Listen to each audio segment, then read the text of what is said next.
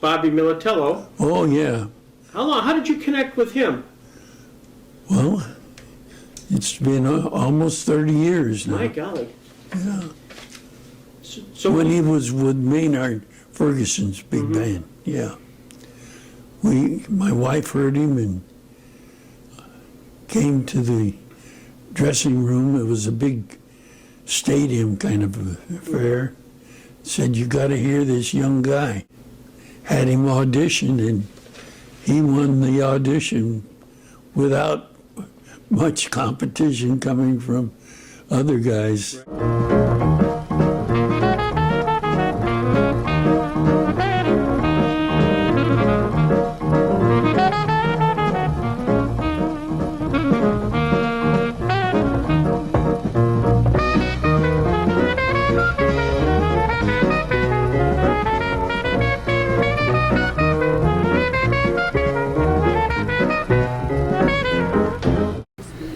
And so at big festivals, Take Five, of course, was our closer.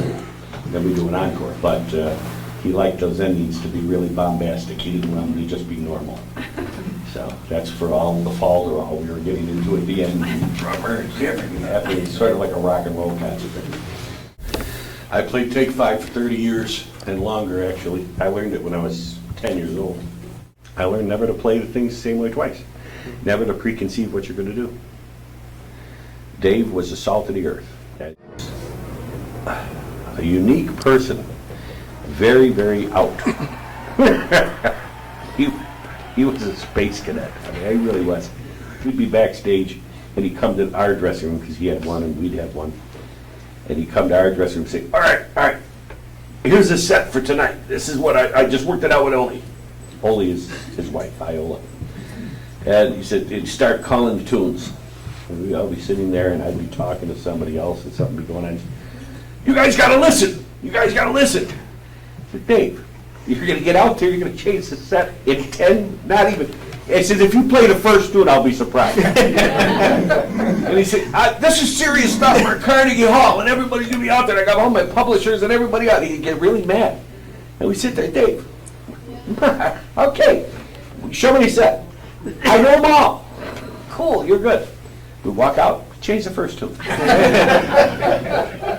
We played some gigs with orchestras where the orchestras would sit there and be absolutely dumbfounded by the level we would achieve with an orchestra.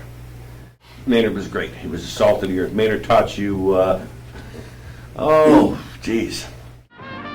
He was an egomaniac like we all are in our business, but yet he knew where to put it because, for instance, when I got up here with the band, Mike Migliore had told him, boy, you got to hear this guy play flute.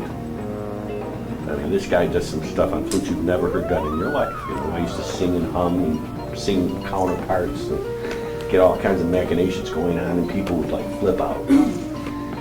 I thought it was show business. To me, that's shtick. But Maynard had me get up and play one of these things one night at Buddy Ritchie's club in New York. And I brought the place down. But he basically stopped the whole band. Didn't tell me he was going to do it. Just stopped everybody from playing. And there I am by myself with my horn, and I'm playing and doing what I'm doing, and I just went through whatever and created a thing. And from that point on, I always did that for the years I was with him, and I got very well known for doing that at the time. But Maynard was the kind of guy who loved to play jazz, loved the sound and the feel of his band. Played with his band. What a guy.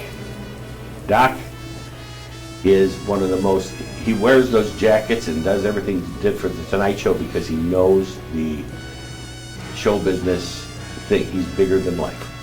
That's what he wanted to create. That's what he created. But when you meet Doc, he's just another cat. He's just another player who loves to play. Who loves to play with a passion. And he's the closest to Maynard Ferguson's trumpet sound of anybody that I've ever heard in my life. When Doc played lead, he sounded like Maynard. He had this beautiful, fat, gorgeous tone. John Coltrane was probably the world's most famous tenor saxophone player because he created the step from bebop to the next level of jazz. That transitional period was created by certain people. And John Coltrane was the main purveyor of 1950 to 1960. The whole world of jazz changed. Now, what Coltrane had was phenomenal.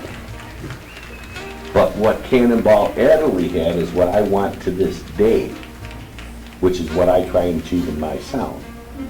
My sound is as good, I think, as Cannonball's. My approach is close, but never, I don't think I'll ever achieve it, what Cannonball had, but the fluidity of Cannonball Adderley, the melodicism of Cannonball Adderley was so profound for me that it changed my entire approach at what I was going to do. If I had a gig for you right now, I wouldn't have planned for this gig until I sat down on the stage with the cats with me. And then I start calling tunes. I have in my arsenal a bunch of tunes that I can call and not worry about the charts, the music, or I have some that we have to use the music. So I anticipate my needs and what I see. But when I see you in front of me, I know how it would hit you right now. I know what I would play for you. The first tune that I would probably play for you would be a samba, and it would probably be one on flute. And I think I would get you with the fact that the articulation, the tone, and the feel, the groove is very sincere and very authentic. Because some might not be into jazz, because I look at the audience, there might not be all jazzers out there. So what I have to get you first with is my prowess, my ability, my band's ability, and the fact that in this room we would be so quiet that you would be very surprised. You would expect it to be this loud and inordinate thing. You'd find out that you could talk to her right there with my band playing here. And it would be this weirdness, this weird. So I get you with that first. The second thing that I would probably hit you then would be a swing tune, but it's something that you would know, like Sleeping Bee, or something like that that's a Harold Arlen tune, or one of the tunes that you would know. Something that you would find synonymous and something that you could tap your toe to.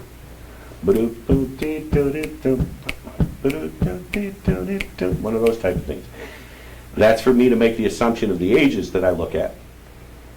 And to make the assumption that if you're into jazz or if you're into music, if I can make you tap your toe, you're going to be happy. So I got you with the first one with something with some prowess and some accuracy.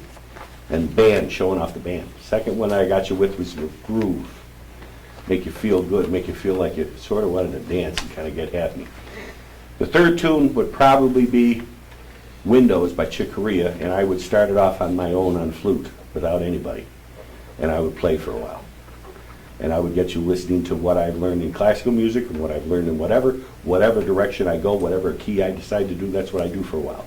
When I decide I'm going to bring the band in, I basically bring that down with a pretty classical sounding thing to C minor. And when I bring it to C minor, the band knows they're ready to go. And I stop the tune, and then I leave airspace, and all I do is start the thing. Ba-da-da-ba-da-do, and I'm in. That's it, the band's in. And that would surprise you because you wonder how the time came in. So now I've got your attention. And now the song is in 12/8, which is a beautiful Latin sort of thing. And once I get you going in that 12/8, now we can go anywhere on 12/8.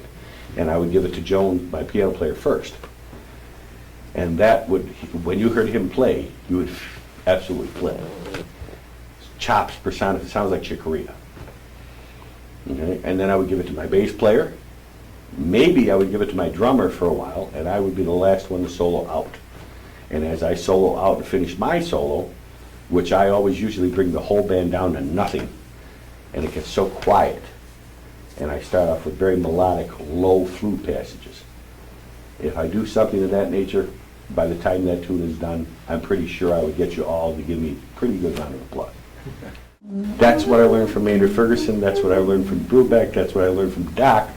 That's what I learned from a lot of the cats that I played with, was how to look,